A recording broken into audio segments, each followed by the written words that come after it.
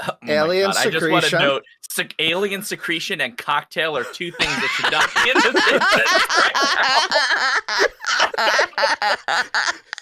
Oh my It's God. green and it's glowing. That brings so many new connotations to so many alien romances that I've read.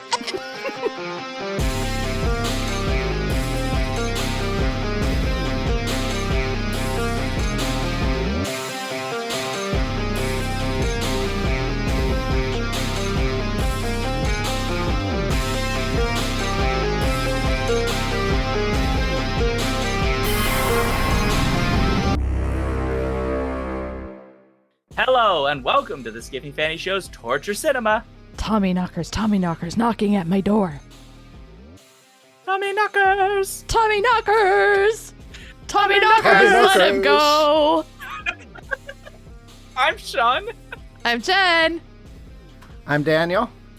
and on this live Torture Cinema show, we will discuss the 1993 ABC miniseries adaptation of Stephen King's novel, The Tommyknockers. It is directed by John Power and adapted by Lawrence D. Cohen. This 3.5 hour, it's not 3.5 hours, it's 2 hours and 52 minutes, Yeah, Daniel. No, it's a little over 3 hours.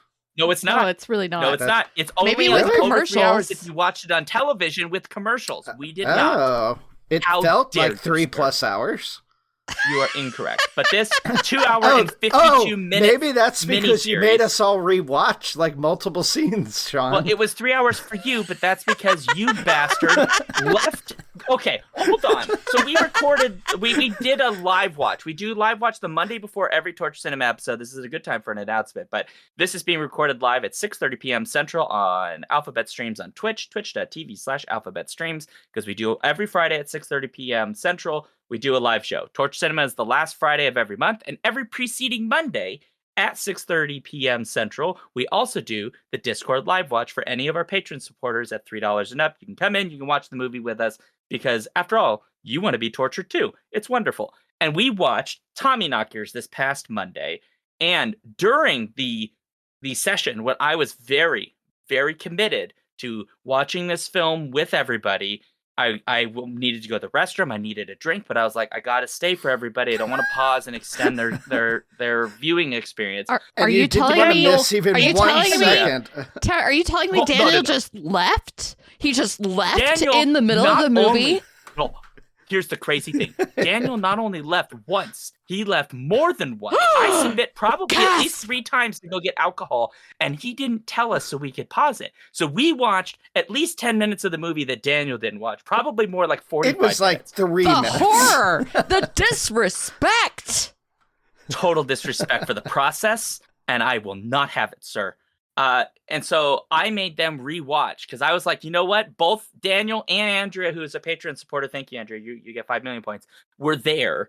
And Andrea also left to go get a beverage. And I was like, you bastards, I've been sitting here watching this movie, like thinking I'm talking to you guys, and you've just got up and left. So I said, fuck all y'all. I literally rewound it like 10 minutes because Jeff Exelon. who You picked this rewound movie, it all the way showed up. back to the beginning. Yeah, I did, and I was like, I'm going away. I'm gonna go get something to drink, and I will come back whenever I fucking want. And so I just left it for like 10 minutes of running of just a random 10 minutes in the past when they wanted to see the dog, Petey. Like they wanted to see what he looked like in the past, and I just left it there and came back like, I don't know, it might have been an hour for all I know. I don't know how long I was gone. Don't give a shit. Fuck all y'all. I mean, I think it's absolutely terrible. And really, they should have a lot more respect to this absolutely landmark miniseries. Adapting one of the greatest novels by one of the greatest horror writers in American history. The whole process just fails, you know, if I go up for a minute. So yeah, it was 3 plus hours.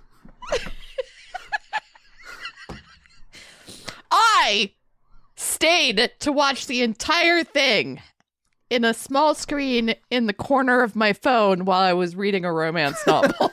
Son of a bitch. Hey, you. Anyway, okay.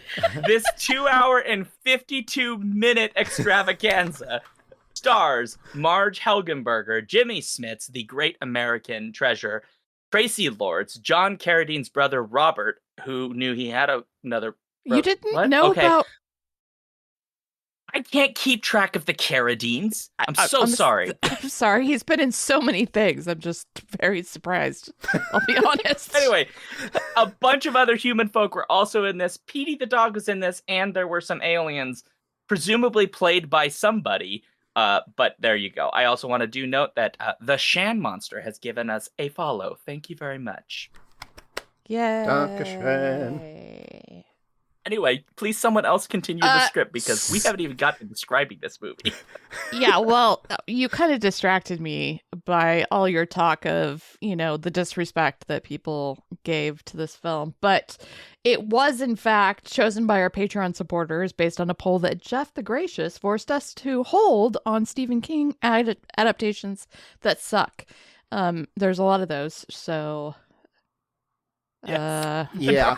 That's actually, I'm impressed that you guys narrowed it down to this, frankly. And by you guys, it was me. Fair enough. I did the work, guys. Did you flip a coin or? No, I mean, I kind of was like, normally when I make a poll for Torture Cinema, I try, when I have a theme, to like not pick too many things from the same, like too close together era. in year. Yeah. I try to do like one a decade, but with Stephen King, like that doesn't leave you a lot of options because he hasn't been around since 1910. So adaptations are basically end of the 70s, a couple in the 80s, and then it's like a bunch of shitty things in the 90s, and then the 2000s. And then now he's in the renaissance of good stuff. But you kind of, at least you went for like some more obscure things maybe, as opposed to like the obvious crap. But and I do check like if there's, if it is streaming somewhere, like we have a reasonable ability to watch it. So there are some adaptations that, like, I'm not paying $8.99 for us to watch an adaptation nobody talks about, even Stephen King, mostly because he doesn't remember from his Coke days, but still. Right. So the Tommyknockers has an IMDb rating of 5.4 out of 10 and holds an approval rating of 30% on Rotten Tomatoes, with an average rating of 4.5 out of 10 there. The site's critical consensus reads, and I quote, "Unlikable characters, a bloated narrative, and a drab scripting make the Tommyknockers a hard watch even for the most die-hard of Stephen King fans." Apparently that also includes Stephen King himself, who has stated that he does not care for this adaptation at all.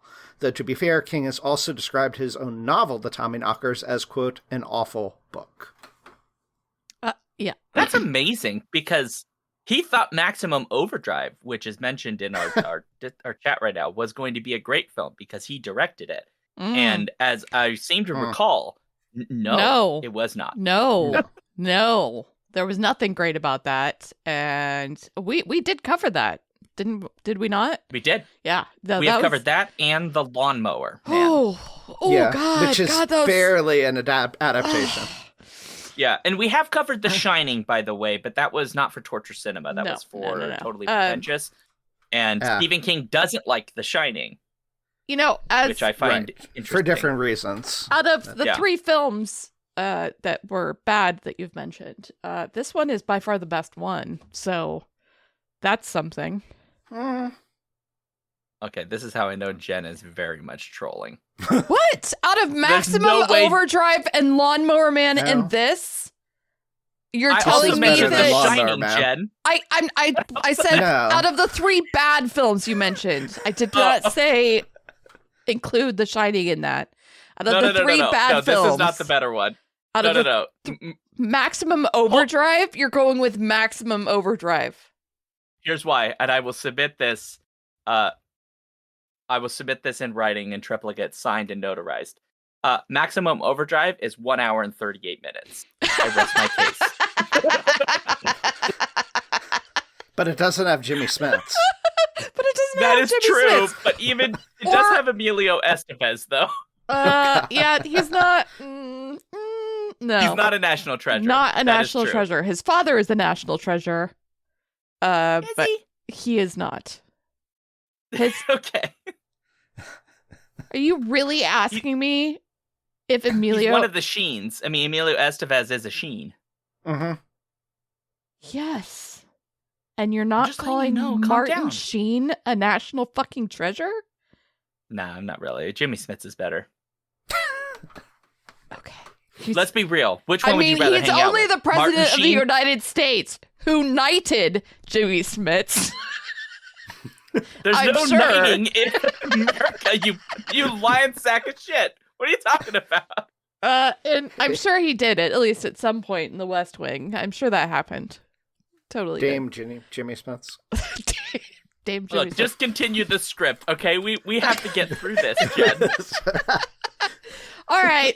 As always, please share your comments with us about this and past episodes at skippingfantasy.com/listener suggestions, or join us on Discord and become a Patreon supporter. If you're live with us today, feel free to throw thoughts and questions our way. Only Sean will be reading them, though, because I do not have the chat open, which is probably a mistake on my part. Nor do I. So if you're ignored, it is all Sean's fault. Yep. It's all Sean's fault. Yeah. As usual. As usual. Yep. Yeah. See, Okay. Well, we before already get agree to what on this something film is- about this, Daniel. Come on. Can we just continue Something. forward, Jen, please? Yes. Let's. I want to go to bed at a normal adult hour, Then- which I can't do with you. On a your Friday? nonsense. On a Friday, really? I'm 40, Jen. It's over for me. I can't stay up anymore. Yeah. Daniel knows what I'm talking about. What happens to you when you stay up past 10:30, Daniel? I become comatose and Yeah. drool starts coming out. I took a And nap. Then I lose consciousness. Advanced kidney failure starts after 11:30. Yeah.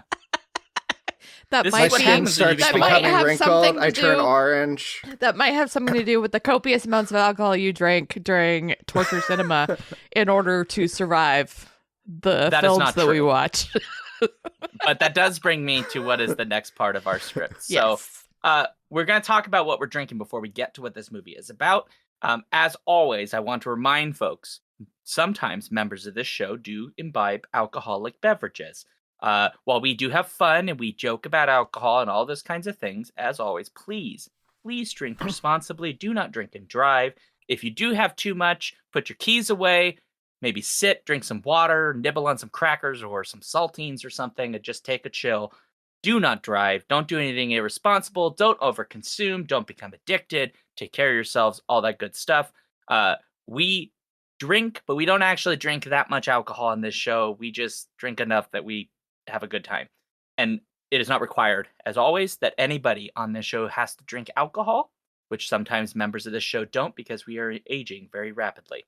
Because most of us are millennials or Gen X, which is even worse. And it's just a logarithmic curve into aging at this point. How So, dare! Don't be upset, Them's Jen. fighting You words. know. How dare! You were literally talking about arthritis before this fucking thing started. Don't even start with me. In any case, Jen. I'm like the youngest Gen X possible, and yet I'm And still yet sitting here you're going, old. like, "Oh, I have arthritis." You're 8 minutes away from having to use tennis balls for a different purpose other than playing tennis. Oh, the walker. Oh, I can't actually do that. I can't. No, you can't because it's your I can't. I can't grab tennis balls. You'll be in a motorized scooter. I will Jen will be. get you. I will get you some flame stickers for when you're in one of those. Thank you. I so that you appreciate can go that. fast. I appreciate By that. that time, we'll have hover scooters. Oh, Hi. God, that would be so good. We better. I'm gonna be really mad. I'm gonna be really mad. Daniel, I think you'll appreciate this. Jen, you might too. Paul has said in chat the word alcohol derives from the Arabic kohl and a powder used as an eyeliner. Alcohol comes from coal? Did they drink the KOHL. No. Yeah, KOHL. No, Like I mean, alcohol? how the Paul's fuck saying yes. do you get Paul was from there. there? Okay. How the Paul fuck? was there. How the fuck do you get from there to alcohol? Like, I mean, I get it. Sure. I think he's trolling me. How do you go from You know what, eyeliner to, is it filtration? No, it's not filtration. That doesn't even make sense to me. I'm going to be looking this up. Paul better be coming with receipts is all I'm saying. All right, Paul, we expect your 15-page paper with 47 citations Yep. in LMLA format, not Chicago. If you do that Chicago shit, I'm going to be mad. Yeah. You need to submit that by the end of the night. But Jen, Yes. if you wouldn't mind, Yes. please tell folks what beverage you are drinking. Bublé. Michael Bublé? You're drinking Michael Bublé? Are you sure? Bublé. Bubbly, you mean. Bubbly. Does Yes. that have a bow Not tie? Michael Bublé. Bublé.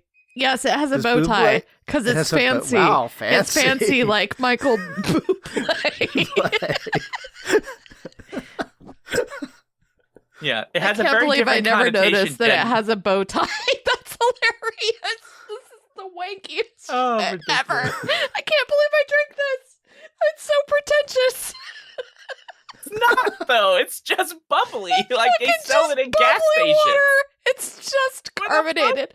It's carbonated water with a whiff of flavor. Yes, literally a whiff. Suggestion. A What suggestion flavor? of Is it flavor. grape? No, Is this it like one's a? Is it grape? So is it like a? It's blackberry. So it's yeah. basically you're drinking blackberry farts in carbonated water. Yes, I'm not even sure a blackberry actually farted in the presence of this water, but that's about as close as one got. It might have been in the room next door. A blackberry farted. Okay. Yeah. Wow, that's a pretty strong fart. Daniel, it is now Hopefully up to there's you. What no are you methane imbibing? in it. No I'm drinking alien secretion. Yum. Tell us Daniel. about your new Alien cocktail. Oh my Alien God, I just want to secretion. note, alien secretion and cocktail are two things that should not be in this sentence right Oh my It's god, green and it's glowing. that brings so many new connotations to so many alien romances that I've read.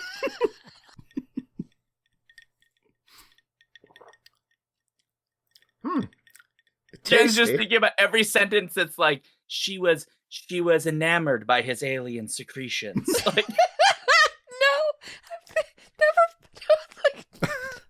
I'm not going there. Not going there. Not going there. that's okay. So- Daniel, what so is it's- in this? It's pineapple juice, coconut rum, Okay. vodka, and Midori melon liqueur. Yes, Midori. I knew it. Good man. It's good, huh? It's good. It's a little and it foamy is- on the it- top, though. It is a little salty on the top, but Foamy. it is green. Wait, never. You know what? I'm.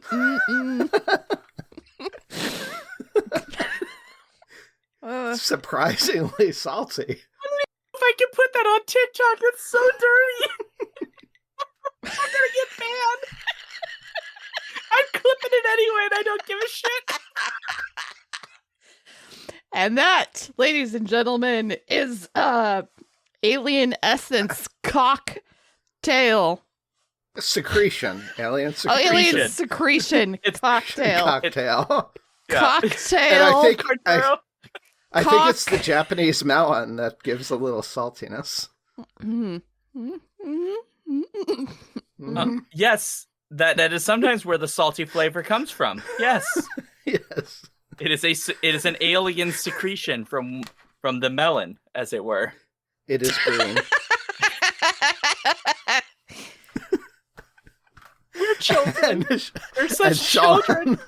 what are you drinking? Christ. Tommyknockers. No. So I didn't have time to really put anything together, and I have to be a little careful about alcoholic consumption because I am also old and I'm suffering from an elderly disease. But I did make an alcoholic beverage. I'm just calling this a Jimmy Schmitz because I found out that Jimmy Schmitz loves. He's a big fan of a mojito, which makes sense because he is an island descendant, and they make mojitos out there. Sometimes, among other places. But I decided, since I don't have club soda, I'd make it a little more tart. So I put some straight up tart cherry juice in there and some allspice liqueur, just add a little oomph to it. and it is quite delicious. There's also rum, obviously, because it's a mojito. And my own mint that I grew at home. So did you not have any cherry buble in the house? No, cherry that would have added is... That would have added the carbonation as well. Yeah. The so, essence of cherry farts. The essence of Jimmy Smith's flatus. I must say that I know what the word is that you said, Daniel, but I did not go to the rear with that one. I'm thinking about his other flatus, if you know what I mean. What the fuck has this turned into? We haven't even started talking about the movie. Yes. Okay. Now we know what everybody is drinking. I'm cutting us ahead. Daniel, please tell us what the Tommyknockers is about. But if you could condense your paragraphs slightly. Can I really? I don't. Jesus, you wrote like the Wikipedia plot entry in the skit, Daniel. It 7-8 sentences tops. That's all you get. That's all you get. Condense it. One paragraph. Okay. If you want to write your own, there's AO3. You can go write your own fan novel version of Tommyknocker. Yes, you can go write about Smith's Tommyknocker all you want. But right now, I need 7 to 8 sentences. Go. Two struggling writers live in Maine with their dog, Petey. We have Guard, played by Jimmy Smith, who's a recovering alcoholic. He's a poet, but he hasn't written anything for years. His girlfriend, Bobby, writes westerns, but also has writer's block right now. Petey the dog, as far as I'm aware, is unpublished. So Bobby finds this weird stone object sticking out of the ground, so she starts digging around it out of curiosity to know what it is, and discovers these rectangular pieces that are all connected. Petey gets close to it. He's zapped by the green alien secretion, light energy stuff, and his eyes glow. But Guard seems unaffected, other than that he has a metal plate in his head, and so his head starts hurting really badly when he gets near it. So once Bobby has started uncovering this thing, people in town, and there's myriad characters, start doing weird things. Their personalities kind of go to extremes, and they start inventing various machinery that has this green energy glow with it as well. And some involve telepathy somehow, and they start hearing voices. One woman, police officer, she hears women to kill her husband, who's actually cheating on her with a coworker at the post office, whose name is Nancy, who's played by Tracy Lords. A kid is learning magic from a magic book that he got from his grandfather, and he accidentally actually makes his brother disappear permanently, or beyond recovery at least. And then meanwhile, those machines that were created start doing weird shit as well. And the grandpa is at this point saying oh, it's tied to these old legends of the Tommyknockers that even the native people had legends about. So people are going crazy. There's a creepy doll collection. Vending machines blow up. Nancy, Tracy Lord, she builds this green shooting disruptor ray, a disintegrator gun out of lipstick, and kills some people. Passion. Yes, final passion. Final passion. But Guard is resistant to it still, but he pretends to be under the mind control of this object, and convinces Bobby to go searching a way to go underground. Somehow they find an elevator that takes them down into what is effectively this buried alien ship, and that's what's causing this all. In there's some mummified aliens. They find vats with people who have disappeared, including Grandpa and the kid who disappeared by magic, and also poor Petey the dog, and there's crystalline growth on them or some shit. But then some of them escape, some of them die. Guard manages to use mind control to move the spaceship out into outer space, so it comes out of the ground into space and blows up. And once it blows up, all the people that did survive are now free from the nefarious alien effects. So there's my summary. The end. That's a full summary. Was that fair? It was a bit long. It was a little long. Yeah. We got to work on this, Daniel. Yeah. 7, 8 sentences. If Okay. even that. I can tell you the plot of this That was movie. like 26 that you gave us. Like 26. So You counted. I'm going to That's speak nice to you of like a student right now. Reduce it down.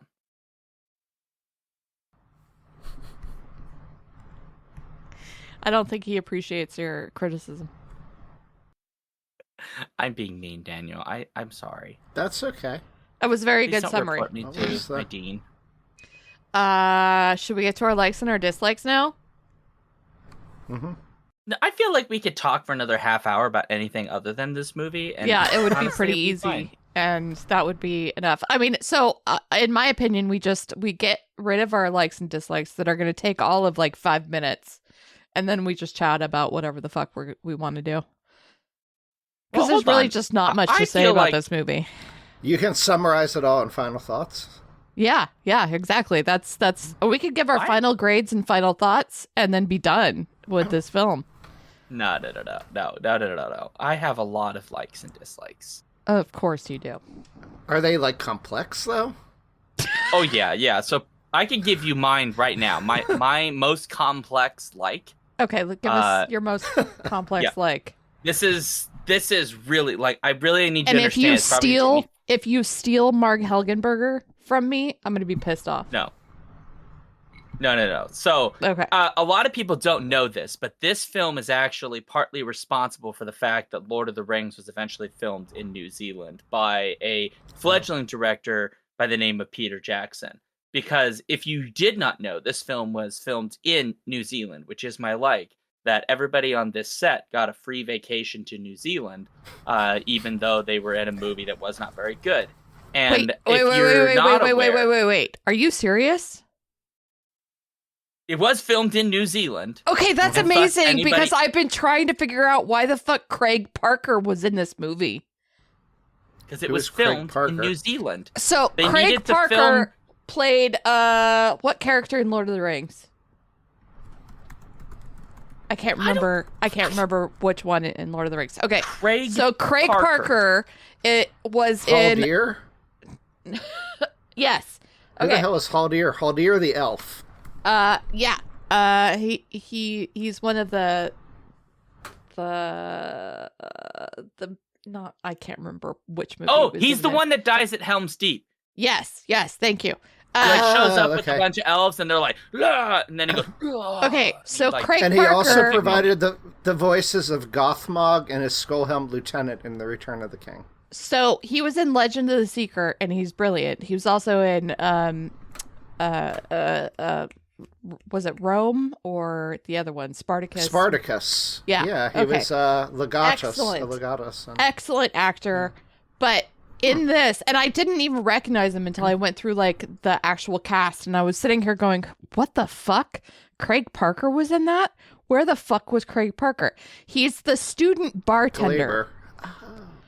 And you can't even God, it recognize is. you. It's like I couldn't even recognize him. He's so young "Yeah, in this film that I was like, I had to go back and like check repeatedly and like stare at him for multiple minutes he's because a baby." he looks nothing like he looks like as an adult.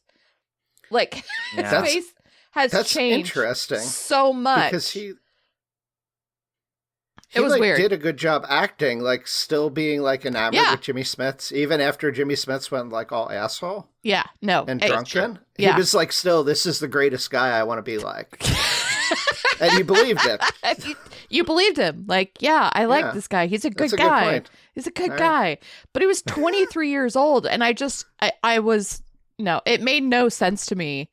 And now that I know that, so then he goes on to play Haldir in Lord of the Rings, another great New Zealand transplant.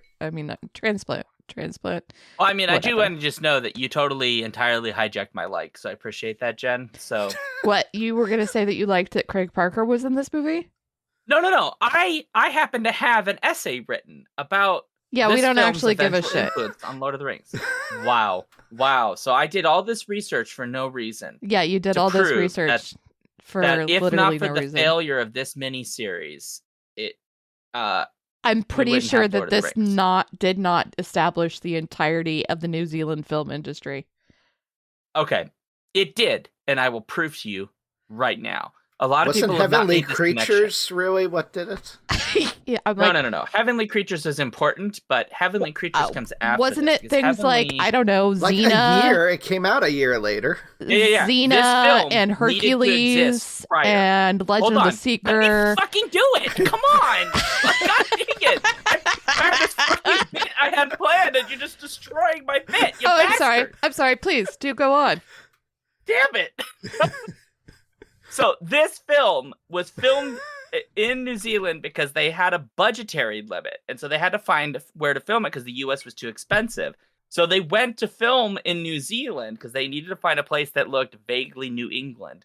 And so they did in New Zealand. Arguably, it doesn't really look New England, but whatever. But on literally the second day of filming, the original director, Louis Teague, was fired.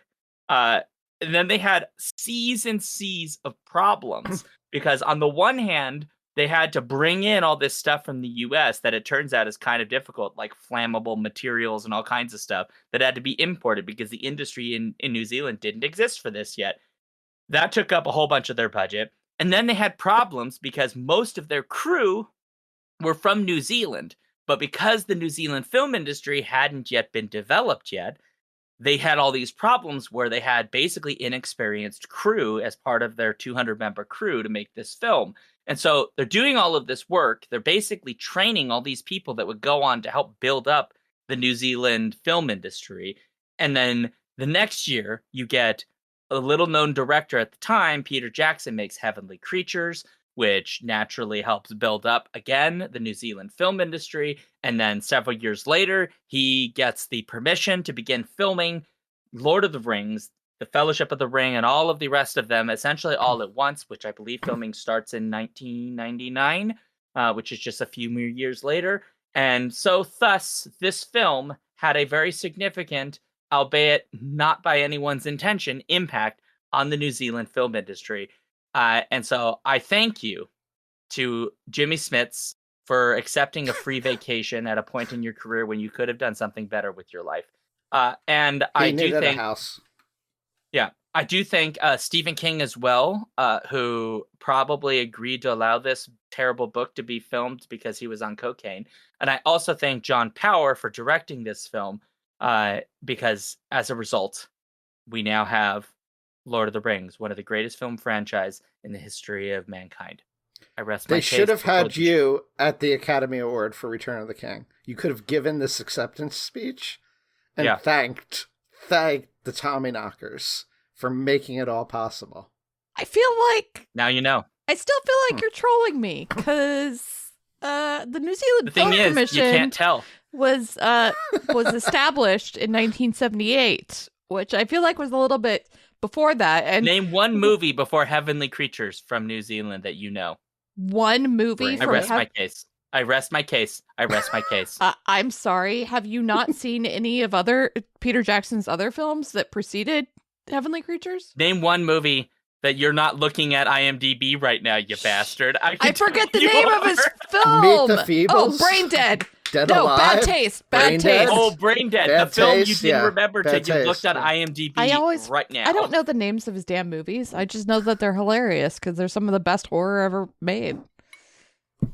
I still haven't seen Brain Dead is The a pretty Feebles. good movie. The Feebles is all right. It's not too bad. It's got its issues. I think Heavenly Creatures is his most interesting film, but obviously Lord of the Rings is his magnum opus. So Sure. Yeah, also it's completely ignoring things like Xena and Hercules. yeah, it doesn't When were count. they? Xena, well, let's see. Hercules. Hercules would have been first. Hi, Mom. My mom is now in chat. Just FYI. Sean's Hercules mom. started in, I guess 95. Yeah. Whatever. I rest my case. Yeah, that's related. I rest my case. I mean, there were things before. We wouldn't have. Hercules. In fact, you just helped me make my second point, Yeah, which is that we wouldn't have Hercules and Xena without this movie. Yeah. So. Okay. Yeah, because no films had ever been made in New Zealand before this film. Look, sometimes you just have to accept the loss, Jen. Okay, sure. We'll pretend I'm going to do that. I mean, As it's I okay, silently Jen. judge you. Everybody knows. Everybody knows. I'll just Anyway, silently Daniel, judge you. do you happen to have a like? I do. I had like a bunch that I counted up, but they're pretty much minor things. So I get one. I know.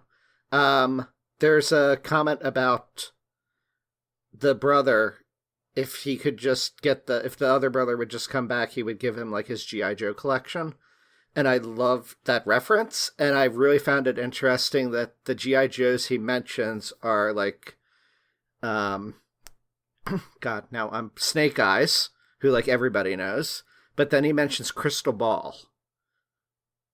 Do you know Crystal Ball? The character? Or the action figure? So no, he's not a common G.I. Joe, but there's this rumor that the Crystal Ball action figure was designed by Stephen King. And Stephen King's son, or one of the sons, because he has more than one son, right? There's like Joe Hill. But I thought there's maybe others. Anyway, one of the sons of Stephen King, and Stephen King apparently designed this character, who then Hasbro made into a G.I. Joe action figure.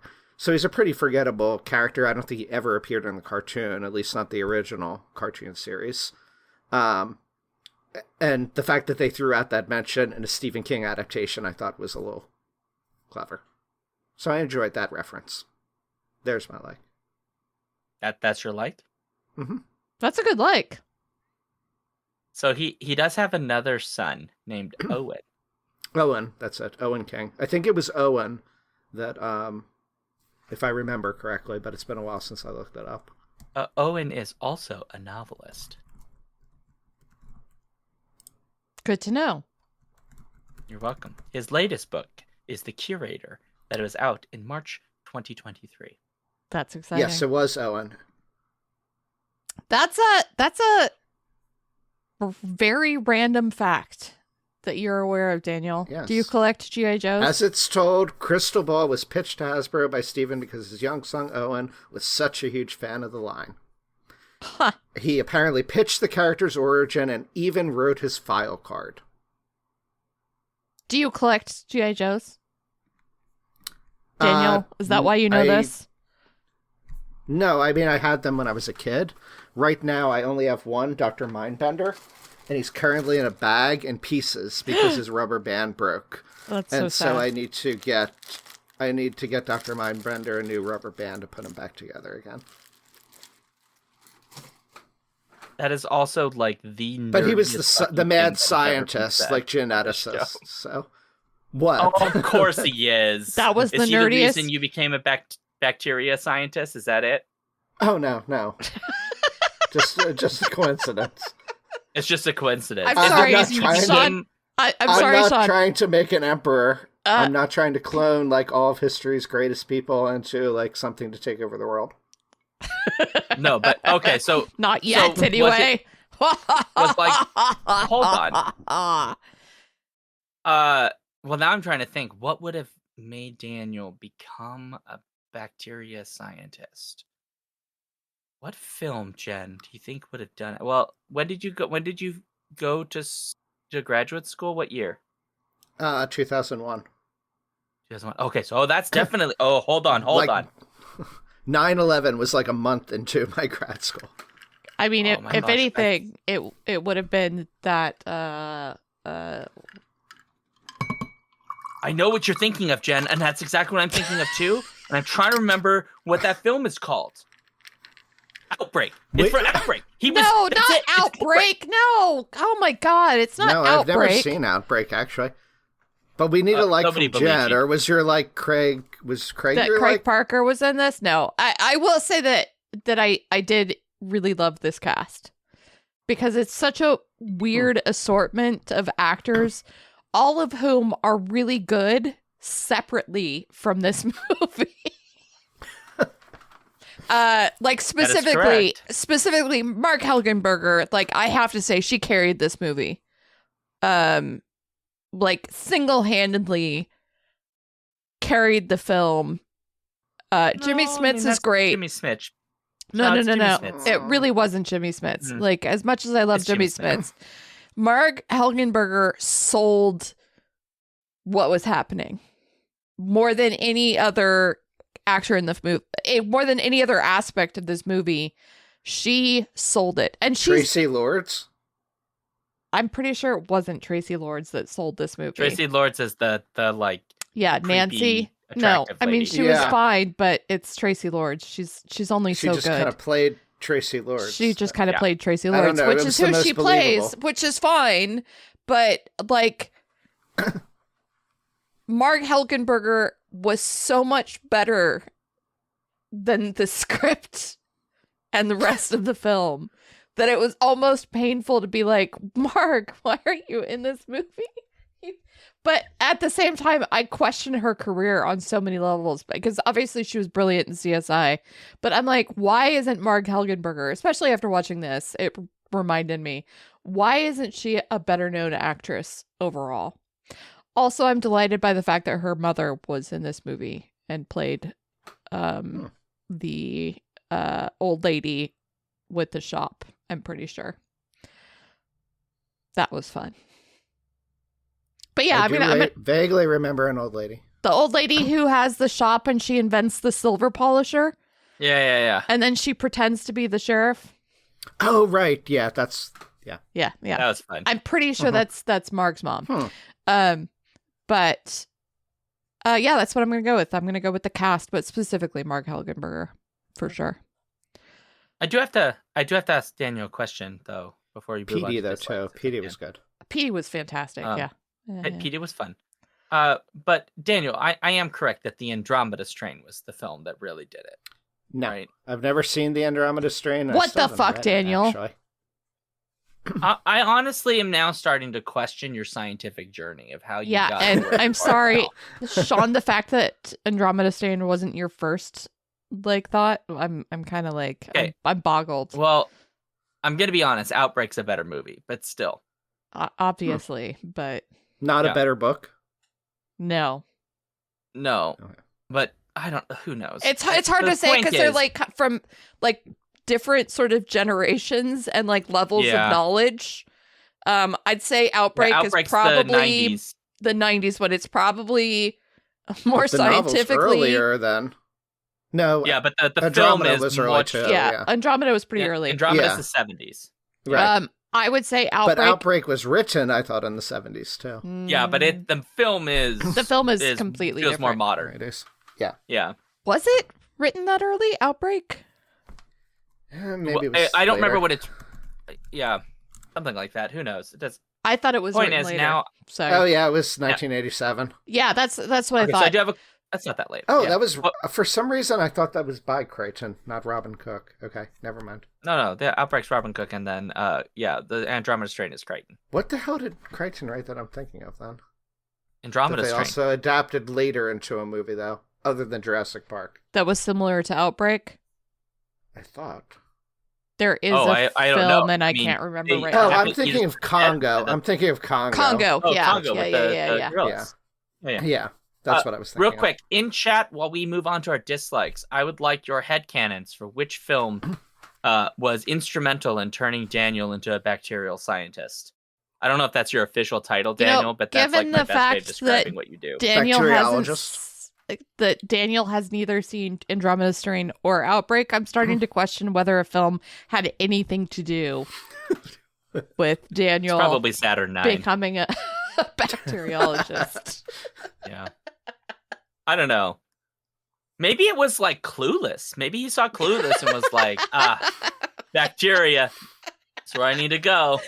We've got The Blob as an option in there. Was it The Blob, Oh, Daniel? The Blob. I did really like The Blob as a kid, yes. Was that the instrumental? That did not result in my... Okay. Give us a hint. Is the film that was instrumental in any way related to science, or is it non-science? Or was it a film at all? It was not a film. Yeah. It was not a film. Was it a book? No. Okay, there we go. Now we have It was a G.I. Joe. Yeah, it was. Nope. It was the Mind Hunter. Obviously. Was it E.T.? There was, not specifically bacteria, but in general, getting to science, There was a TV show that definitely had a huge impact. A Got it. TV So it's a show. TV show. There was a TV show that had a big impact for me getting into science. Getting into bacteria was by happenstance of what lab I chose to rotate in grad school, which was the randomness of who I had as a professor in one of my courses, and and somebody else that was working in the lab. That was Still, that it brought was me into a bacteria. TV show that got him into But a TV science. show got me into science. Interesting. Power Rangers. No, No. I was too old for Power Rangers. Yeah. Okay. TV show. What could it be, But Jen? we gotta get to our this. No, we don't. No. We have to solve this Yes. riddle. No, we really Okay. don't, actually. We don't have to solve this. We could just No. ask. Daniel, what was the TV show? Don't tell us. The crowd is guessing This is right now. too much fun. They're still guessing, yeah. Yeah, so. Well, I can Is announce it it related at to the end. science? This TV If show? nobody gets it, it's indirectly related to science. Indirectly As related So what in, does to that science. mean? The character exemplified things related to science that got me interested in certain parts of science. They've Knight Rider. made a remake of the TV show as well. MacGyver! Since the Quantum Leap. bingo. I Oh, guessed MacGyver. it! MacGyver? I guessed Oh, it! God, it's MacGyver. MacGyver. No, that makes sense. That makes sense. I get it. Yeah. I totally get it. I I applaud. That's wanted to study chemistry and such. You know, Daniel I'm wanted a to little be able to blow disappointed. things up with chemistry. Yeah. I thought Daniel had like a super villain backstory that he wasn't telling us about, and like, no, it turns out Daniel's just normal. Yeah, just nerd. Yeah, I like how Sean said something earlier about how that was the nerdiest thing he had ever heard. Well, we're on a Skiffy and Fanty Show podcast. Any show, yes. This show isn't nerdy at all. We're No. pretty mainstream, guys. Totally mainstream. Pretty completely mainstream. normal. Did you know Dwayne The Rock Johnson actually listens? True story. The Rock. Is, Yeah. is Dwayne The Rock Johnson a lizard that somebody has with them while they're watching the show or listening to the show? No. He sends us emails every once in a while. Says that he really likes the show. Is he also asking for money? No, actually, not really. No, No, it's interesting. I had to you ask haven't somebody checked today emails in a who while. No, I haven't. But I look forward to his presidential run when he mentions the Skippy and Fanty Show as inspiration for his campaign. I will just note, Dwayne The Rock Johnson is more than welcome to come on this show at any time. If you would love to talk about the Scorpion King with us, let's freaking do it. Let's do Let's it. do it. Let's do it. I would love to hear what it was like early in your film career doing the main heading role in an action flick. That's exciting. Yeah. So, yeah. Dwayne The sure. Rock Johnson, you're Mhm. welcome to join. We'll drink your Zoa drink on stream. Let's do it. Well, I'm so glad he's listening. Okay, so let's get to our dislikes of the Tommyknockers. Shall we? Yeah. You go Sean? first. What is right? your dislike? Oh, I'm first. Mine? No. I mean, I'm whatever. first because I went last. So I guess my dislike is the alien design.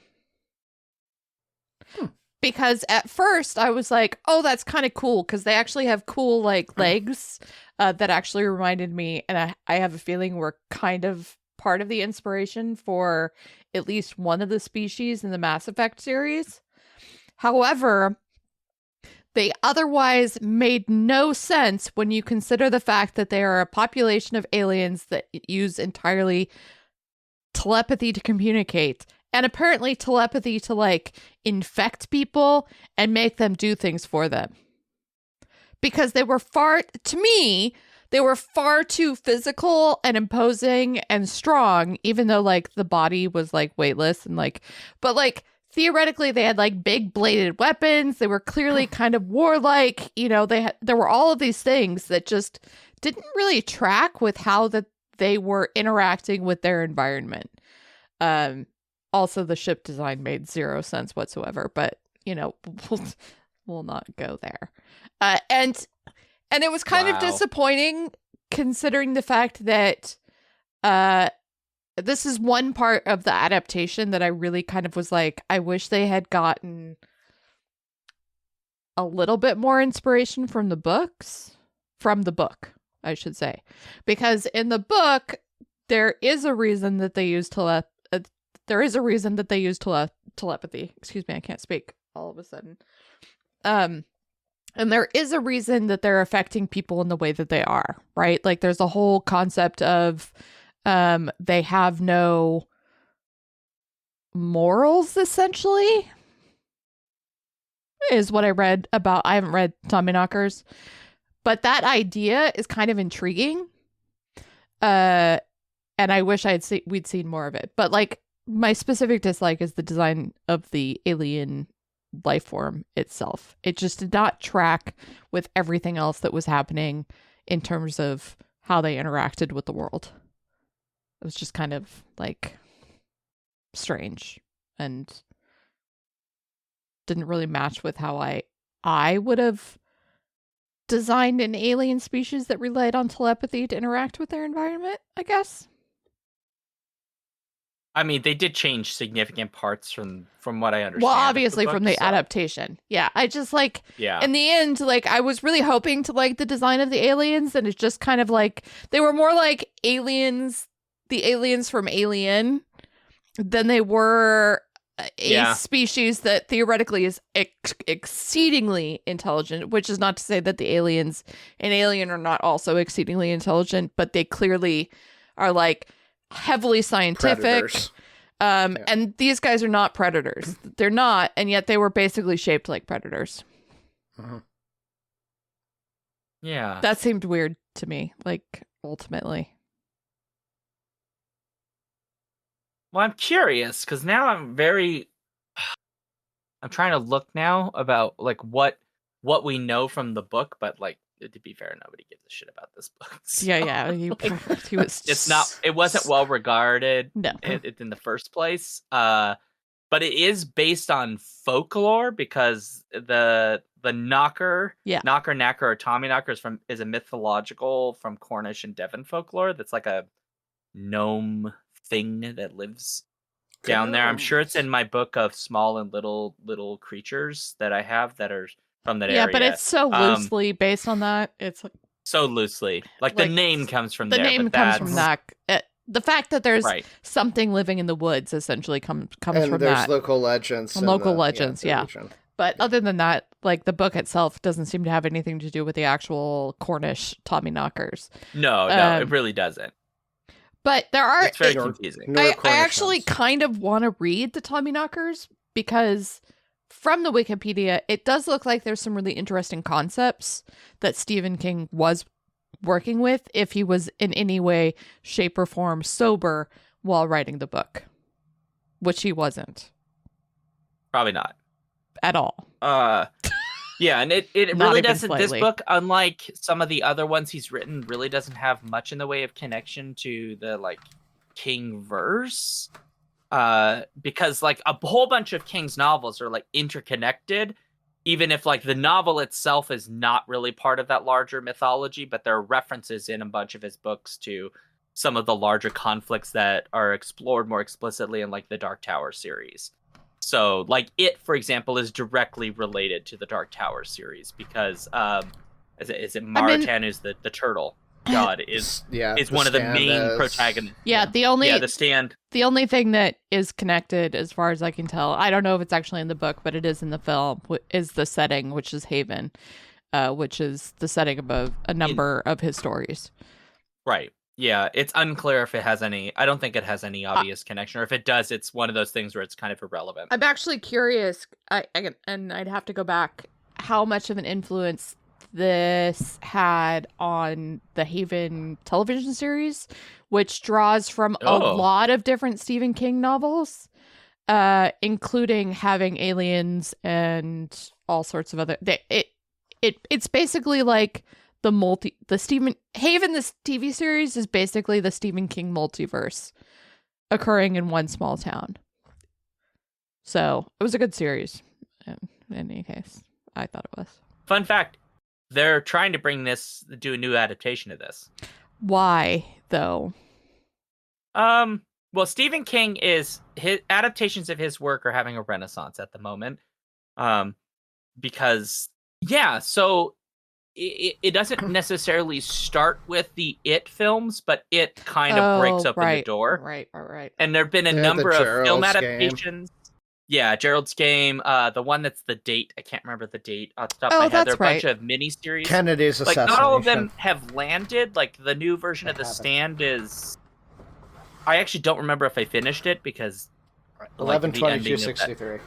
Yeah, 11/22/63. Yeah, there's been a bunch though, and a lot of them are well regarded. There's even more recently the adaptation of the sequel to The Shining, which the name of that one has escaped me. Dr. Sleep. Dr. Sleep, which has Ewan McGregor in it. Yeah. So he's going through this phase where like people are like, oh, like Stephen King, we can. Yeah, like, but it he's feels a hot like commodity. Let's make movies. It feels like they're still adapting some of his better works. They're also adapting works that are like impossible to adapt, like It. Like seriously, you can't adapt It. It's impossible. He also expressed interest in revisiting the Tommyknockers, apparently. Yeah, I did see that. Because of those reasons you're talking about, Jen, of like, he thinks there's interesting ideas in it. It just got cocained. Yeah. And so, going back to it... That's the description. It got cocaine. I mean, that's like the most accurate description of what happened to this book. So, wow. It would be interesting to see, but yeah, I mean, like I said, I think the movie itself has like almost zero of the concepts that happen in the book. It has like, I mean, the biggest thing is the ending.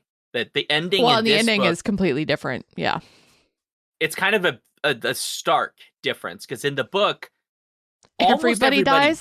Everybody dies. Pretty much everybody except like the kid who like disappeared shows up in the hospital again. Yes. Like Jimmy Smith's basically like, well, his character Guard basically sacrifices everybody because he realizes like his wife is no longer lives.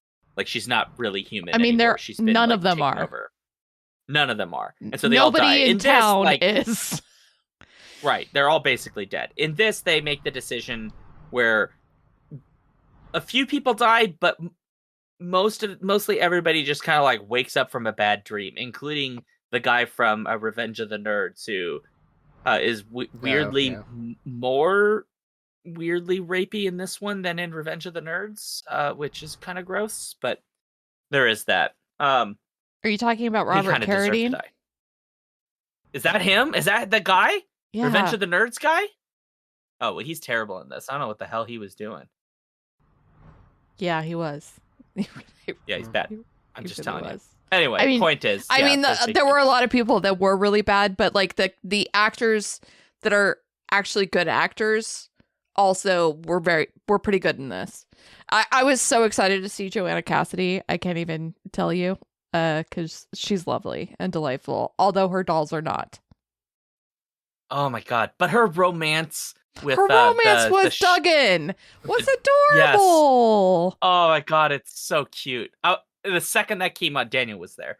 The second that came out, I was like, "Oh, please, for the love of God, just go on a date." Because like the cutest thing is like their two deputies are like, "Oh my god, he's like so sweet," or like, "You're gonna take a chance, you're gonna take a chance," and then they go on like a little cute like middle-aged date, and it's just adorable. For the little ice creams. With the little ice cream until Nancy and the awful husband ruin the date because he's cheating on his wife, her deputy. Why is she seeing him? I don't know. Understand. And you know what? Actually, one of my favorite parts of the movie was actually her interaction with the television. I have to say. You mean Becca? The wife. Becca's the wife. Interaction with the television. That was clever. That was really, really clever. And it worked very well. I was surprised Kill with. Him. What should we do? Contestant number 1? Kill him. Oh, very fun. I'm just glad she found some, counsel in the end from the television. Because frankly, the television was absolutely right. I'm sorry. Yeah. That TV was not wrong. Admit, though? And then they put her in the madhouse. And then they put her in the madhouse. Well, she goes mad, apparently, because like for real. And frankly, that's a good thing because it means she's probably out of town when the rest of the shit goes down. Yeah. So. When you think about it, though, it does sound mad if you say my TV game show host Oh, yeah. told me to kill my Just husband. comes, yeah. Not just the host, like all the contestants. All the contestants. also. Yeah. But generally, they don't take kindly to No, that kind no. of admission. no, Yeah. they don't. It was And like yet, the match game. And yet, mad props, TV. You were the only one that gave good advice. I mean, can we just say that, like, her husband, at first it's like, oh, he's kind of a piece of crap because he's cheating on his wife, right? And it's like, that's bad. It's But, way like, more than people that. do dumb things, and, like, it's kind of that's not that you necessarily sympathize with him, but you're like, that's not enough to kill him. Like, you should just divorce your wife, and, like, maybe you just shouldn't be together. Right. But then he goes from that to, I am a sexist piece of garbage. Like, he talks to his wife like, why didn't you iron all my shirts? It's like, she's got a full-time job. What are you talking about? He literally treats her like a piece of garbage. And Absolutely. and says horrible things he's to her. also having his awful things. Meanwhile, he's having like this sexual like awakening with his, new boss at the post office, which, like, fine, you fall in love with someone else, just divorce your wife, as you say. Whatever. I don't care. You're a piece of shit for lying to your wife, and you're also a piece of shit for treating your wife like a piece of shit. Yep. It's the treating part that I think makes it harder for us to think that the wife's wrong. Even though, like, I think we would all agree, like, he still shouldn't murder. But, like, but still, it's like, we don't sympathize with him when he's electrocuted to death by the TV. Daniel, please go ahead. Daniel. So 2 points. One, it's unfortunate she doesn't kill him. The TV kind of doesn't. Yeah. And so I was somewhat disappointed by that. But it's not just the cheating and the be going way beyond that, and also just being an utter dick in every aspect. It's not just to his wife either, because there's the line that he says to Nancy while they're in bed together of, oh, it's a good thing this boy is less missing. Hopefully he'll stay missing longer. Because that's keeping my wife away. Because she's a police officer. Oh my God. She's looking for the missing kid. And he's like happy that the kid is missing and hopes that he stays missing long so that they can, clandestinely meet. Yeah. Yeah. No, I think so that's it's necessary, though. Yeah. That is, but we need that. It just piles it on. Like, it's the one murder where we're like, this is a good murder. It makes sense. It makes sense why. I'm not saying it's justified. I still don't think No, you it's should murder someone 100%. No, I'm sorry. Totally justified. I agree with this murder. More murders like this should take place. It's the only justified murder in the movie, though. Okay, I'm not going to go that far, but I will say this, that this film inadvertently does something smart, which is it shows varying degrees of the mind manipulation by the aliens, and kind of reveals that Becca is, in fact, a very good person who is manipulated into doing something very bad because it's preying on her emotions. And then she basically breaks as a consequence of that, because that's not who Becca is. Right. She's not really capable of those kinds of things. And so she snaps, basically. But other people, we know that their moral framework is super flawed. And so when they get manipulated by the aliens, it isn't that many steps they need to fall before they become monsters. Nancy would be the example of that, because somehow she makes her lipstick into like a super laser that kills people. And she kills lots of people without any real, like, there's no, like, justification of any kind other than they might discover the aliens, so I must kill them. Yeah. Yeah.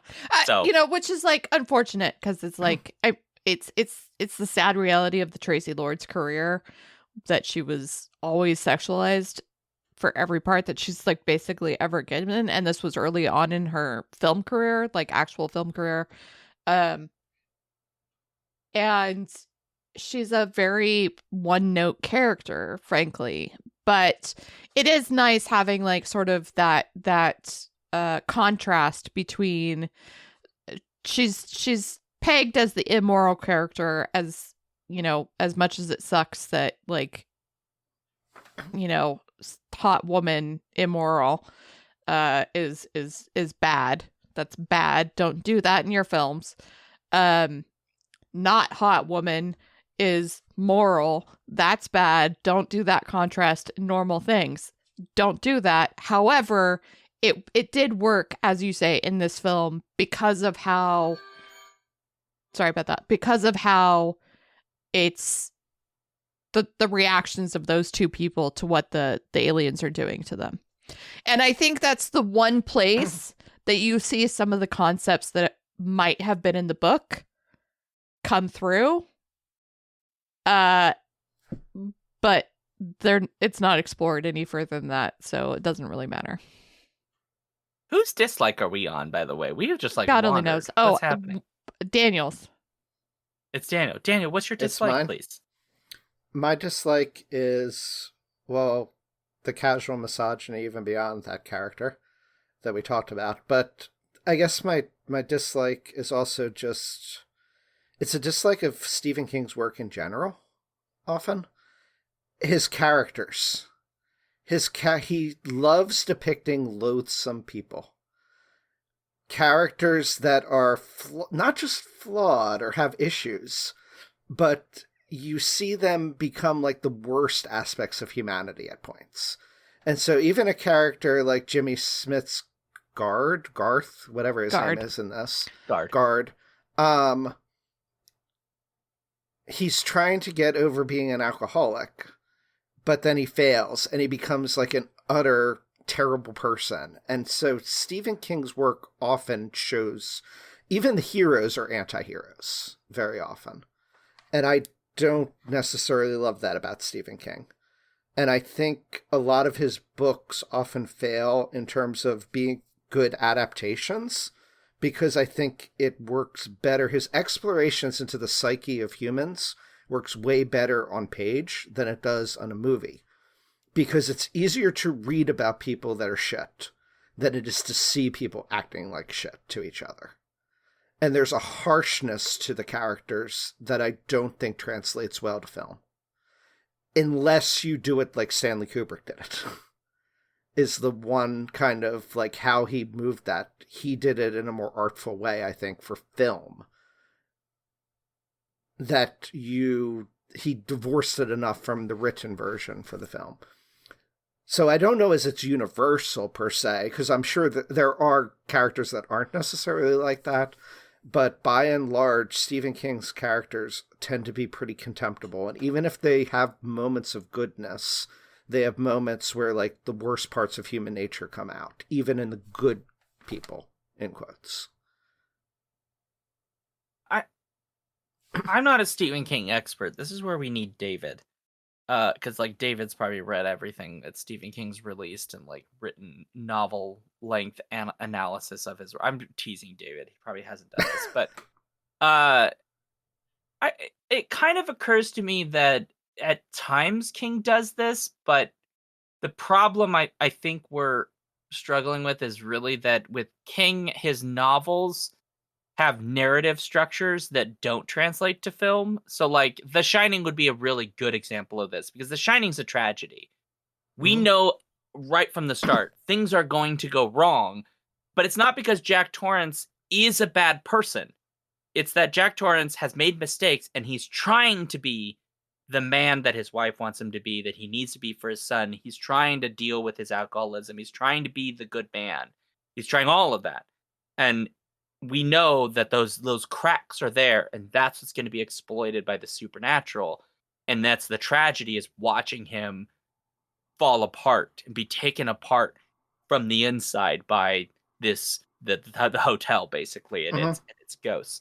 But the problem is, on film, that's so hard to make work because we're not used to true tragedies. Like horror to some degree always is, but even horror has been sort of overtaken by the idea that someone survives at the end, right? And that survival is like, that's the point of the final girl narrative and all of these kinds of things where someone survives, they've gone through a horrible ideal, but it's because they've overcome. And with tragedy, it's often the opposite. If anyone survives, it's not because they overcame anything, they've been left. They're the leftover, right? The problem with The Shining is that at the end, Jack Torrance fails and completely falls apart and destroys everything and nearly kills his family. We're meant to sympathize with that, even as we can recognize that the horrors of what he's committing and the trauma he's eventually producing, which is why I think some of the later Doctor Sleep is somewhat of an interesting sequel to The Shining, because it actually tries to deal with the aftermath of that on the part of his son. But that's not universally all of his novels. Sometimes he just has like really inappropriate orgies because he was on cocaine. But like, I think that's part of it. It's like the narrative structures he's into don't translate to film, because film generally isn't about those kinds of things. Maybe we'll get that today, because there's a little bit more willingness, especially in the miniseries, to explore narratives that don't have those kind of very standardized plots and endpoints. But I could be wrong. But yeah, the characters, and through that arc and the narrative structure, the characters succumb to the darkness. They succumb to those things, even if they fail in being able to rise above their frailties and that I can read it much easier than I can watch it. Well, because it's to some extent, because it's harder to do in a visual way, I would say. They try here because they show multiple occasions where Guard fails to fight his alcoholism, but like the first time we learn he's an alcoholic, he goes to a meeting and then he goes to his little poetry thing and he gets some like snide remarks about reading something that everybody loved. He gives in like immediately. Like the fight is over, and then later on he's fighting instead of having that like rising moment where he finally fails, and then he's like, I have to overcome this. I have to fight it again, and the aliens make that even harder and harder. It's sort of like backwards. The development is abrupt. And then because it's this movie, they try to make it where people live, right? Where it's not utter destruction and not everybody succumbs. Guard becomes a hero, right? Even Bobby, she suddenly has this moment of clarity and rationalism and becomes saved from the alien influence, maybe to some degree. And magically healed. Magically healed. And so gets all her teeth back. It's not earned. It's not earned. They make them look like terrible people, but then all of a sudden they're good and it's all fine. I know. I have difficulty with that. I really hope Carradine actually did die. Although they don't show it. You see the mother with PD. Not PD, the kid that's not PD, but they all have kid names. Davy. Okay, you see the mother with Davy, you do not see the father. And what has just happened that they don't show is that Tracy Lord has found her new victim in the final, 10 minutes of the movie, and that happens to be Robert Carradine's character, who is the father of one child who's in the hospital with like a giant brain tumor in a coma, and another child that has been gone for we aren't even sure how long, but days at this point at least. And he just like flings off all of his, inhibitions and is like, hot lady. And that's that. He ends up like killing himself. Oh, that's right. He does. He ends up killing himself. I forgot. He does die. Never mind. Ignore me. Does he die he along gets with his Nancy? comeuppance. No. He shoots at the thing and her death ray kills him, bounces back and kills him. Okay. So like instant karma, so to speak. Well, and that's again like the thing that the novel tries to deal with is like all the people, like they try to do it in the film, but it just kind of falls a little bit flat. But like all the people are being mind screwed, right? They've been taken over, and in the book, it's not just that they've been mind screwed. They've stopped being human. They become the Tommyknockers, essentially. Right. And in this, like it kind of never gets to that point. They're going through changes, but like you can chalk that up to their brains have been messed up with, and they're just not taking care of themselves because they're like in a trance, kind of. But then but is that all it is? It's just a trance, or is there something else going on here? You don't really get the descent into immorality. You get hints of it in this, But Mark Helgenberger's character never really becomes completely immoral. I mean, like, in the book, apparently she actually experiments on Petey. She does in the movie. She too. she You just does, don't but see it's it. all off screen, so you It's don't. off screen. Yeah. And she's so earnest the rest of the time that it's really difficult to actually like say that that's her that did it. Yeah. It's much easier to separate her from the actions that she committed. Whereas with at least a couple of the other characters, you're like, okay, that's you. That is you. That's the immoral version of you. Like Tracy Lord's character, Robert Carradine's character, possibly some others. What about but the cute couple? Her doll collection. Oh, screw those Like dolls. that seemed totally incongruous to me. So they don't get affected, though. Because he lives outside of town. He lives outside in, like, the of neighboring town. Yeah, and she is barely affected, and we can only assume it's because if from the book would have been kind of the truth that is happening is that she is exceedingly moral, and therefore getting her to become not as susceptible to the aliens, because ultimately they pervert the dolls. But they pervert the dolls nonetheless. They figure out a way to still kill her. This creepy collection for and why? Who knows? That just feels... made no sense to me. No, it made no sense. They do kill her, and they ruined romance. Yeah. They ruined monsters. Well, she disappeared. Did she ever come back? No, she was one of the people in the. She was dead, presumably. She's in one of the tanks. Yeah. Okay. She dies differently. She gets killed by her dolls, and then becomes a human battery. She becomes like a human battery ? And then her love interest gets blown up by a Coca-Cola, not Coca-Cola. Yes. Whatever the off-brand name is they came up with. Yeah. Cola or whatever it's called. It's obviously just Coke. Cola? Yeah.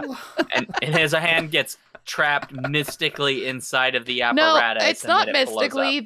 The garage owner. It has a gripper thing. Specifically modifies it because everybody somehow gets the super intelligence and can do the alien inventions. So he modifies the machine. You see him working on it. I know, you're right. Yeah. Yeah. I completely forgot that of all the other things that people needed to make for appropriate reasons, that was a thing they made. Conveniently, like they just knew he's going to stick his hand in there. Magic. Well, they did. Really, they could have just said that's how the company made the machine. Oh, well, fair enough. No. All right, what is your dislike? My dislike. Oh, God. Honestly, there are a lot of things I don't like what they did to Petey, which makes me mad because I don't like that animal experimentation stuff in narratives. But the thing that actually gets me, he does live. And conveniently enough, all the experimentation amounts to not much because they just take it off him and then he just runs away like it's normal. Yeah. And so I guess my question is, why is he complaining so much? Because he's doing this in the air and it's but you're not even hooked into anything really. Stop complaining, dog. But anyway.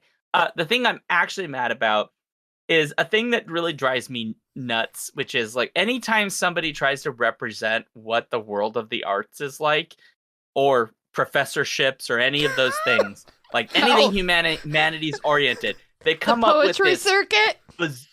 The poetry circuit, so. Oh, it was circuit. Yeah, it was a poetry circuit. I really thought they said circus poet. Oh, no. Yes, he's just showing up at Brigham and Barley. It's the poetry circus. It's the poetry circus. I thought he wanted to be a circus poet. It was a circus clown, only he did poetry. Yeah. It's Cirque du Soleil, but for poetry. Whatever that is, Cirque du Poet, or whatever we're going to call it. Cirque du Poet. Poesie. Yeah, there you go. Cirque du Poesie. And it's just a bunch of, people on top of pyramids of contortionists reading poems. Yeah. Yeah. I mean, I'd pay to see that. I mean, it would be kind of fun, I will admit. But, anytime you get these things, they have this perception of what the arts is like that is utterly bizarre. The idea that there's this circuit of poets that go around and they're being paid by this foundation to write poetry and like they just go around giving poetry readings, It and was then the 80s, baby. Maybe they did. I don't know. no, that can't be a things. thing in the 80s. Like, come on. But I've never heard of this. It's I honestly don't They're know. like in like a high school gymnasium giving this talk. I mean, it's supposed to be a college or whatever, but it's clearly a high school gymnasium. And reading poetry, and then there's a standing ovation. And I'm sorry, I have seen only a handful of standing ovations for poetry in my entire life. And they have all been at major events, like, for example, the fucking crowning of a new president of the United States. You get it at the fucking standing ovation when Gorman gave her poetry reading for the Biden win, right? Like, yeah, okay, that makes sense because, like, you know, the moment calls for it. But like some fucking high school gymnasium poetry reading, and they're giving a standing ovation to some like weird love poem he reads, horseshit. I don't buy it. I do not believe. I've been to a lot of poetry readings with like poets with like fucking like medals and shit imprinted on their books and all kinds of shit, and nobody gives a standing ovation. They clap. They may say woo once in a while, but they absolutely do not get up and fucking stand there standing ovation style at a fucking regular poetry meeting. I don't buy it. This isn't Harvard. This isn't like a fucking poet laureate like fucking Blake or some shit coming back from the dead and reading for the first time in 800 years. I'm pretty this is sure a regular it's just ass some, poetry reading. like Portland, Maine, you know. Is, That's what it's would about. there, Like, it's Portland made like you know, like the middle school gymnasium that's also used as a church on Sundays. Like, yeah. Exactly. would there be a full service bar? Would there be an outbreak of a brawl? And would somebody pour a drink down someone's shirt? Like, honestly, that part I 100% can see. That I could buy. Yeah, because that's the most believable part. That was because you definitely do have receptions for authors, and I mean that was a bunch of theoretically famous poets that were reading. Like, it was a big thing, supposedly, and though I don't necessarily think it's quite accurate, I don't disbelieve it either. You should. The standing ovation. The standing ovation, I don't believe, but that the would not. but the The other fact stuff, that like bawling their eyes out and shit in but the the audience. fact that rich people want to like show off their poets that they pay money to, that doesn't surprise me in the slightest. That, like, the idea of having a poetry reading, absolutely. Yeah. It's like the framing of the whole thing that doesn't make sense. No, it was a little bit strange. Yeah. But like, whatever. the open bar might make sense for the era. Nowadays, they Yeah. tend not to be open. You have to still pay. All right, Sean. Sean, if you went to a performance by Jimmy Smits, would you give him a standing ovation? Yes. Yes, because I'd be referencing this movie.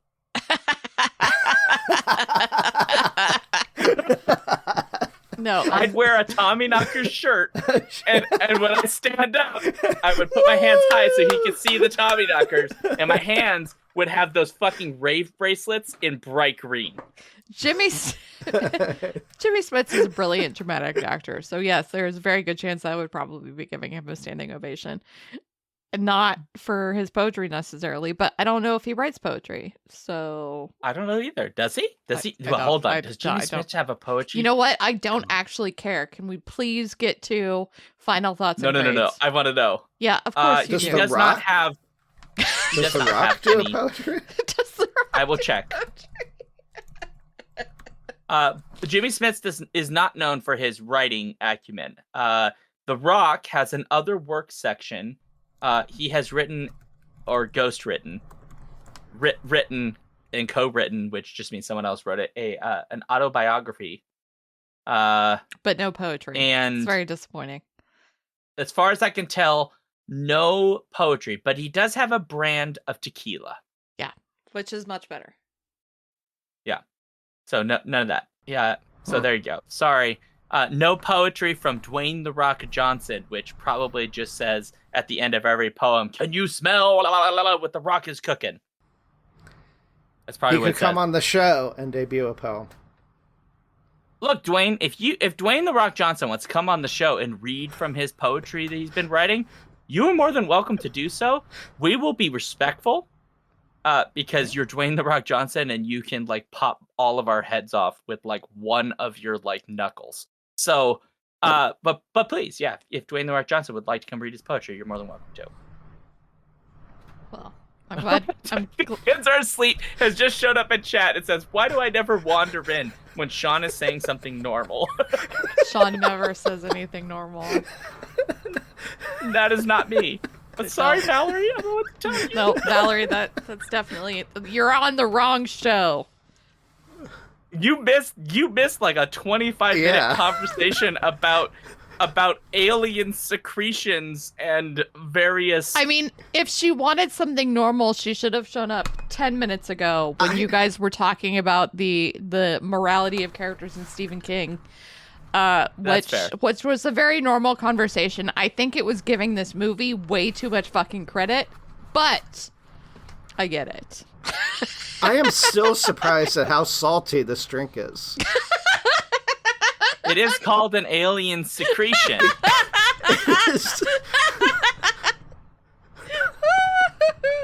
I was expecting, like, with the ingredients, something like very sweet. Have you considered maybe changing the diet of the alien for its secretions? I don't know. I like Just this. saying. I like it Oh, more you than I like it when expected. it's salty. No, Okay. I like it. I do. Yeah. Anyway, final thoughts. This is so perverted. This is like high school teen sex comedy level comedy right now. Like, we're 1 second away from devolving into the scene in Superbad where he's just drawing dicks on things that don't need dicks. Like, that's how close we are in this moment. Tommyknockers. Tommyknockers. Tommy- I mean, it Tommyknockers is called knocking on my door. Tommyknockers, so. All right, I mean, I put did my you- grade in. All right. Well, that does bring us to final thoughts and a grade because I have already complained about how this film views poetry readings. So, with that in mind, Jen, your final thoughts and a grade, please go. I mean, it was a movie. It wasn't a movie. Sorry, it was a miniseries adaptation. Miniseries. It was clearly a 90s miniseries adaptation. Like, it was just so a 90s miniseries adaptation. Like, it Fair. oozes it from all of its pores. That is fair. But that's really, like, there's nothing overly offensive about the film other than the misogyny and some racism. But other than that, like, whatever. Is there racism in this movie? I don't remember. There are some There's some to native. derogatory terms towards Native Americans. I will say that.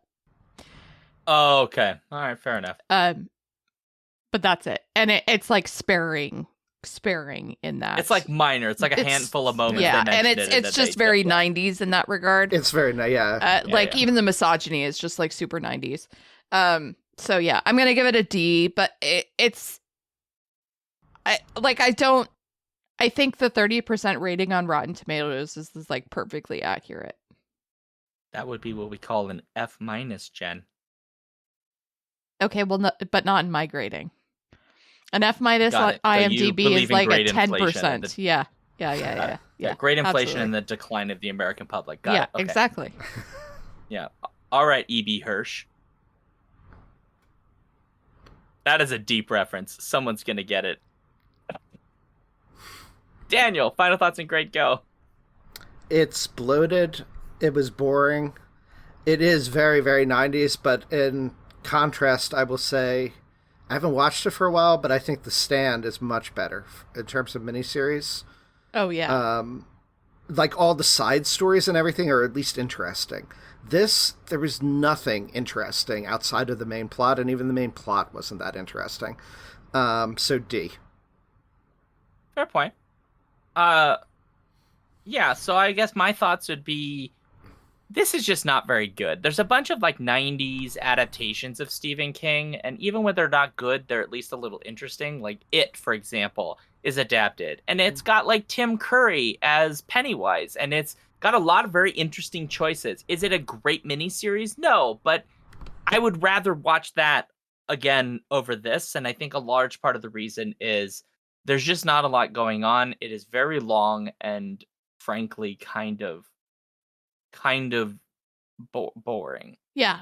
At least like with Pennywise, you're like, this isn't good, but like Tim Curry is hamming it up left and right. He is having an absolute blast.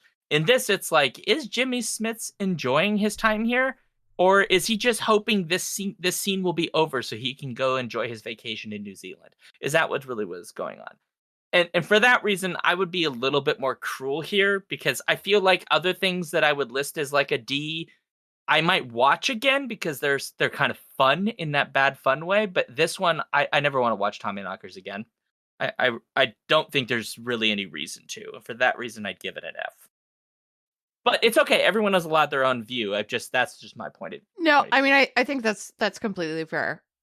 Like an F film to me is one that like not only fails on all accounts, but also is actually torturous.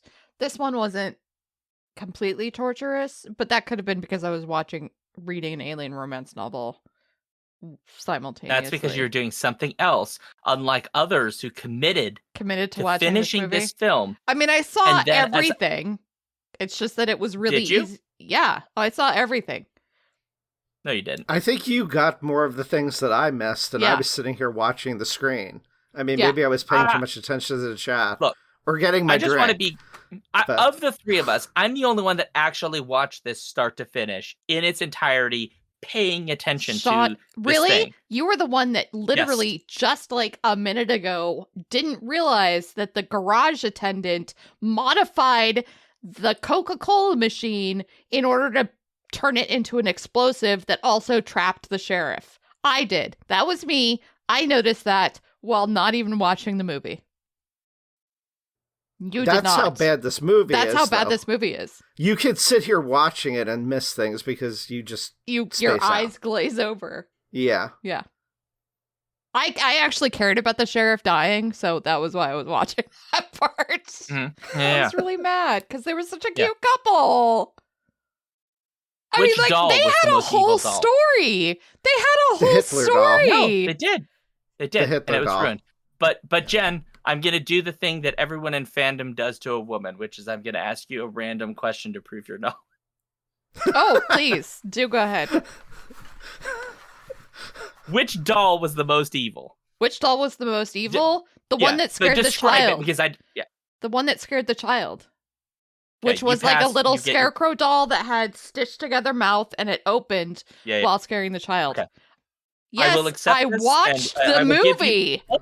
Hold your shit, okay? I'm sending in the mail your Tommyknockers geek card. Okay, your membership card. Yeah. Is Enjoy it. You... Thank you. I will. You is filthy Paulita animal. still there? Yes. Un chiquito palito is in the chat. Can we have an average for the grades? Yeah, FDD, Paul. 2 Ds and an F. Probably about a D. Hello. I need like a dum for every bad, inappropriate joke we make on this show. Paul is doing the math as we speak, by the way. FTD. Yeah, Paul actually, fun fact, has his own proprietary numbering system that he enters these in, and then it calculates them using, again, a patented mathematical system he's developed for grades. Did he happen to develop that under the influence of Tommyknockers? Does it glow green when he turns it on? No, but Paul does in fact own the rights to this and will not share exactly how that system works. So when he conducts his votes, nobody knows about it, which is, of course, part of the secret. They call them pomoptums. I have a question. Real quick. Paul's master of fandom. We don't actually care. Yeah. I do have a question. This is to get your Tommyknockers geek card. You ready? No, I don't care. You ready? What was the typewriter machine called that Marg Helgenberger's character invented? I literally don't care. What was it, Sean? I don't remember. Neither do I. I actually have terrible memory. I don't remember either. But I thought it was hilarious that there was actually a name for it. I was like, wait, why though? Okay. Well, while Paul is thinking about these grades, I need to Ds find and an out F, Paul. that the answer to that question, though. So if somebody wants to look it up for me. The telepathic typewriter. It wasn't called the telepathic typewriter. It had like It wasn't? No, shockingly. That would have been easy. It had some like randomly bizarre name that like had very little You know how you relation find to the this out? actual invention. Watch the movie? Really easy way to find out. Yeah, you got to watch the movie again. Yeah, I gotta watch the movie again. Wow. Or I could just Free on fast YouTube, you're forward welcome. through the entire movie to that specific Honestly, plot. I think you have to watch the whole thing just to understand context. Maybe. So what That's was fair. the lipstick? Final fragrance? Passion? What? Final Final passion. Passion. Final Passion. Final passion. Final Final Passion. passion. That could Don't be the do score that. Please don't system's do name. that. Final Wow. Passion. And what is the final passion of today's film? Did Paul give us an answer? Paul knows the final. No, Paul is off doing something else, so we're going to close out the show while Paul thinks about what he's done. Fair enough. So, folks, thank you very much for being here. If you're live with us, and if not, you're listening. So, thanks for listening. So, if you'd like to let us know what you thought about this episode, obviously, you can head to skiffingfanty.com/listener suggestions and share your thoughts. If you've seen this miniseries and would like to tell us what you thought, please do. We may even take that and put it in a speculative dispatch episode or a Clax or something. As always, if you'd like to suggest things, that's the same place. So there may be films that you'd like to suggest. I will also note, if you're on our Patreon at patreon.com/skiffyandfanty, we will give preference to patrons at any level who make suggestions for themes for polls, and then we will make the polls based on those themes. We are always welcome to those themes because it's just fun. It's fun when people get involved. So if you'd like to follow the show, we're Skiffy Fanty on pretty much any social media site that matters. You can go to Linktree, which is linktr.ee/Sean, not Sean Duke, Skiffy and Fanty. And then you'll find all our socials, Blue Sky, all of that stuff. We have a newsletter, which is linked there as well, and the Patreon is also there. And please, as always, go to your iTunes and all them places and give us all the reviews. Word of mouth is really important to podcasts.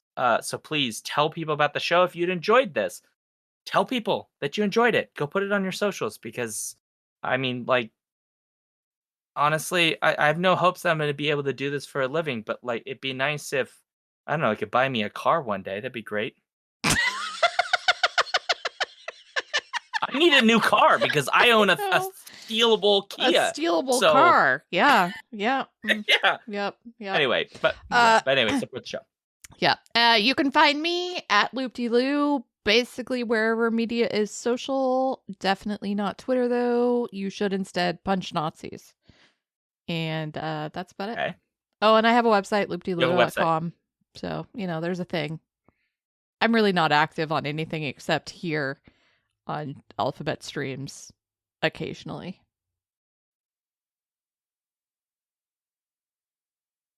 You can find me at reading1000lives.com for book reviews or at reading1000lives on Blue Sky, and that's 1000 as in the numbers 1000.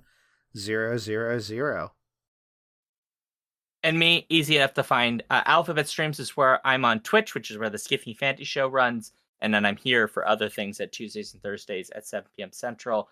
And then I have a link tree for all of my various things, socials, and Patreon, blah, blah, blah, which is just /Sean Duke.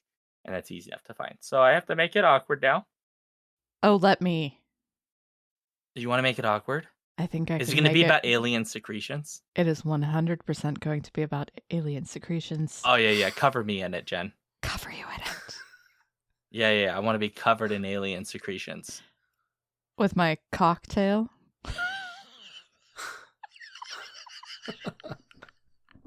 Is this Avatar? Because their tails are also their cocks. Really? I just want to tell you, yes. Oh, I They don't have recall that sex with fact. their tails in the Avatar universe. They like twine their tails and everything. I don't know if that's they like blah, blah, blah, blah, and they do. There's a deleted scene where you can watch them do boinking alien with their cocktails. Yeah. Yes, they're like, but they're gender non-specific. I think they can just. I think they're all They cocktails. just share I'm just saying that this might not be the final passion, but there will definitely be some alien secretions later. Oh, that's weirdly enough, that's more gross than what Daniel said when we started this. That's disgusting, Jen. I literally just said that I was reading an alien romance while watching Ow. this movie. Why do you not expect there to be alien excretions in my future? No, secretions, which is different than excretions. Secretions, same sorry, thing. secretions. Daniel could probably explain the Regardless. difference between those two because he's a scientist. Regardless. What's the difference between a secretion and an excretion, Daniel? Excretion would be specifically like waste products. There you Because go. of, like, That's sorry. metabolism. My apologies. There will be alien secretions later, not excretions. Oh my lord, this show has lost it. We've lost everything in our lives. Hey, Valerie knows about alien secretions too. Valerie is just telling us that it's different from emissions. Which... Okay, folks, and on that note, awkward ending and scene.